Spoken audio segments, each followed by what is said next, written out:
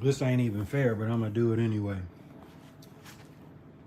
My favorite sub, David versus the new sub, Goliath.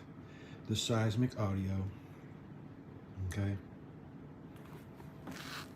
Now, this sub is a 35-pound sub. I'm about to put it in this cube-bound box.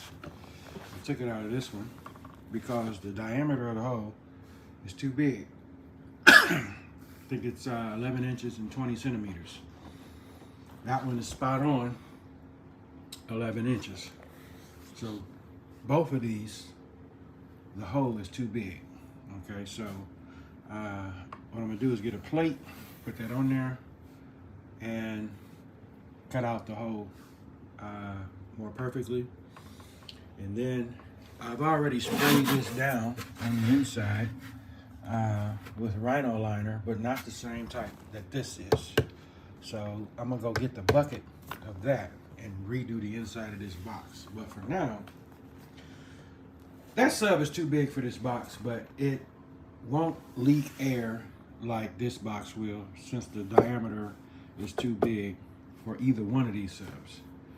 So the Comp R, we already know, Kicker, it's a good company, but look at the difference. Look at the difference. Okay. I love this sub. It hits hard. Rubber surround.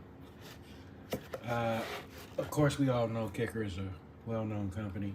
This will always be my favorite sub, even though this one is a beast, because this sub right here, way back in the day, was the one I got my cherry popped on, being when I first became a bass head back in the 90s. That's why it's my favorite sub, even though I know it's other subs out here, you know, especially with this one, which is much bigger. This is, if you ask me, a Scar Audio killer. It's a sleeper sub. People sleeping on this. Again, I've said before in the videos, the only thing I don't like about this sub are the tiny tinsel leads and the connections here. Of course, when you look at Kicker, you know, they have the same size tinsel leads, but the terminals, much better. Okay. Terminals on this one is much smaller as far as gauge and speaker wire go.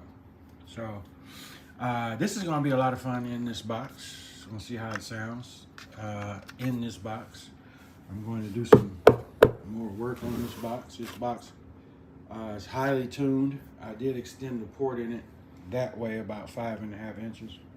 But what I'm going to do, because it's a 2.6 cubic foot box, I'm going to take wood on the other side, and what I'm going to do is put about maybe about 2.5 inches of wood in there, and bring in the internal, so that will tune it without extending that port tune in the bottom.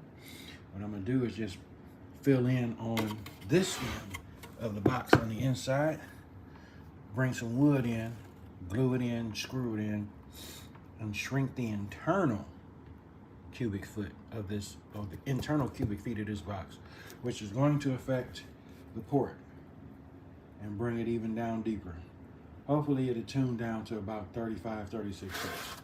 This box is not tuned to 44 hertz, folks. The DIY guy did a tuning on it.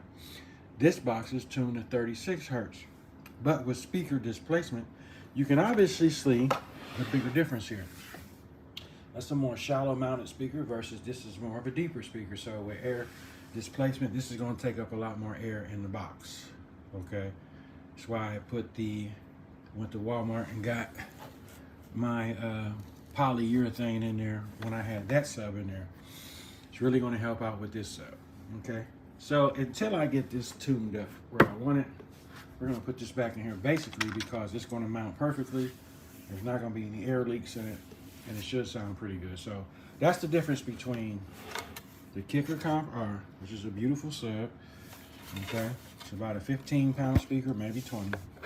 This one here, you ain't picking that up with no one hand. It's 35 pounds all day.